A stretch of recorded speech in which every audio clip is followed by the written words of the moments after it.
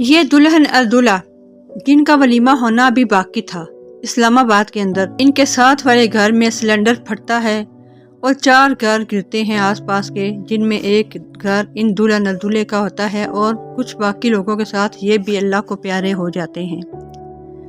سردیاں شدید چل رہی ہیں، ہر گھر میں یا ہیٹر جلتے ہیں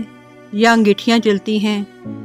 یا گیزر جلتے ہیں، کچھ نہ کچھ جلتا ہی ہے گیس کے ساتھ یا کوئلے کے ساتھ، اور یہ گیس جب جمع ہو جاتی ہے تو بھی جان لے لیتی ہے۔ اگر کوئی کہیں سے لیکیج ہوتی ہے تو بھی دھماکہ ہوتا ہے اور جان اور مال کا نقصان ہوتا ہے۔